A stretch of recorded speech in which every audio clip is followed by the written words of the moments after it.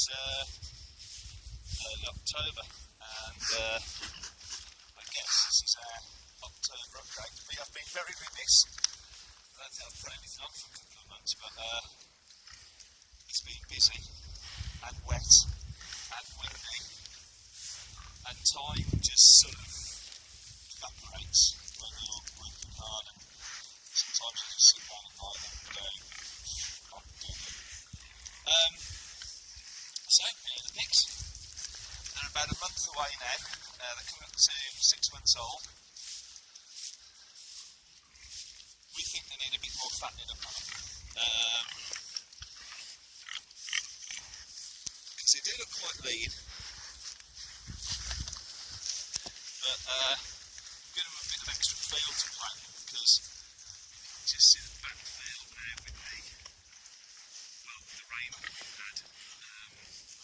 Them living in it for the last 5 months, and then churned it up.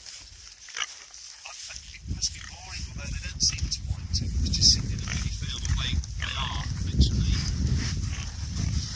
eating machines now. Every time you approach them, you just think, you're going to eat, aren't you? Just want to eat. But they're great.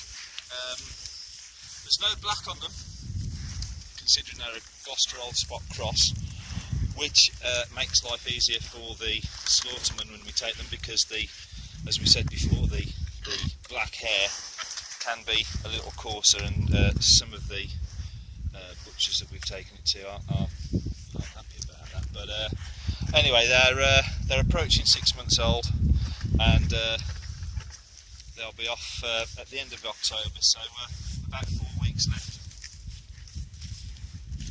And now churning up this speed, like the little tractors that they are. But I think they're happy pigs. I mean, look at that. They just love it. And they can't do this. We've got to, we want to keep making our animals happy. That's part of why we do what we do and have pigs. And we think we can taste it in the meat that we produce. Who knows?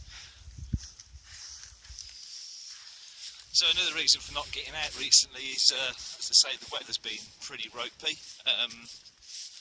But just busy. We're the 3rd year in now on our, 4th year I suppose, starting our 4th year of our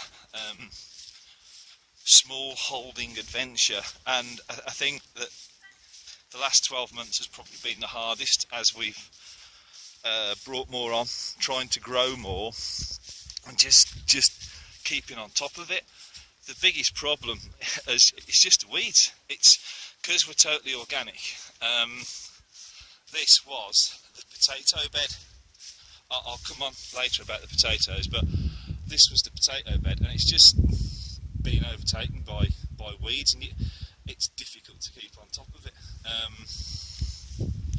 And for just the two of us doing it and having 2 acres, although we don't use the whole of it, it is really hard work, and I wouldn't want anybody to think otherwise. Fortunately, we're coming to the downturn in operations, and things will start to slow down. Like the chickens, we're only getting about 4 eggs a day now.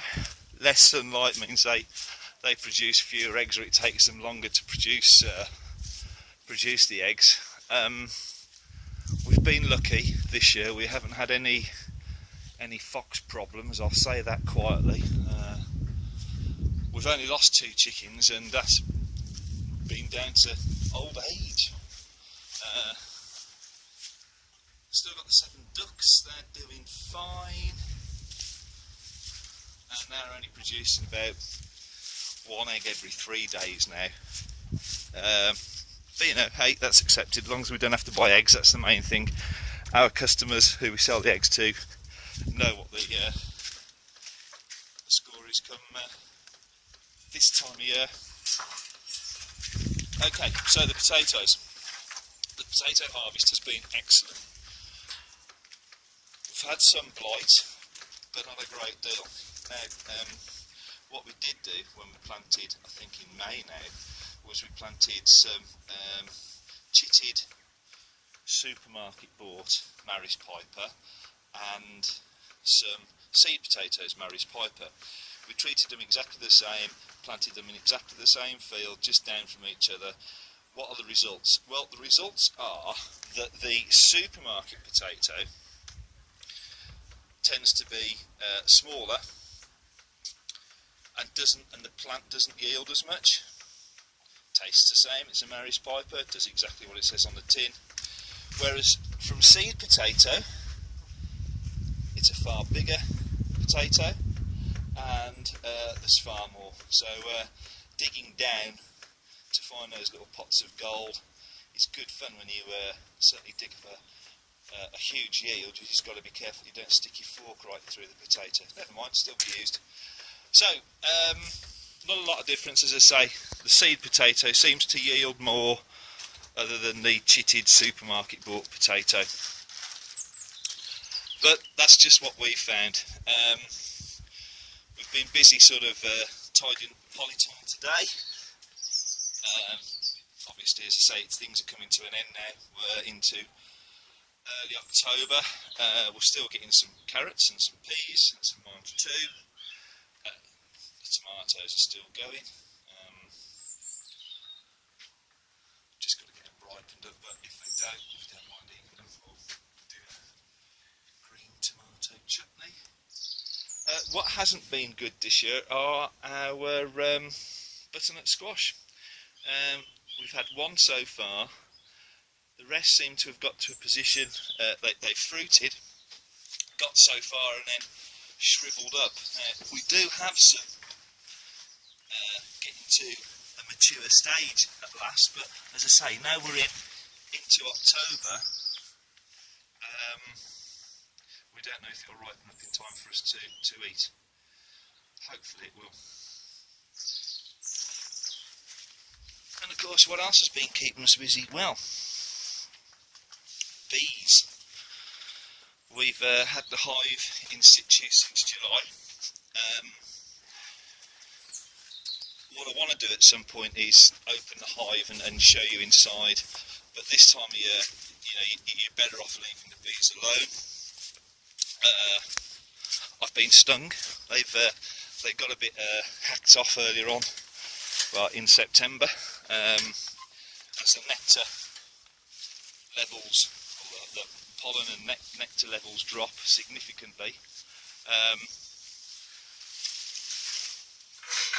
And of course we're waiting for them to fully establish. Next year will be interesting. Now, on such a sunny day as today, the hive will be active.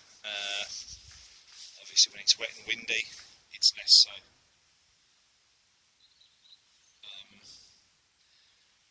We inspect once a fortnight at the moment. We haven't found the queen or seen the queen, but as there's larvae in there, it's a good sign that she's still in there and she's still laying. Although that's going to drop off totally once the cold nights start. Of course, also a number of the bees will start to die.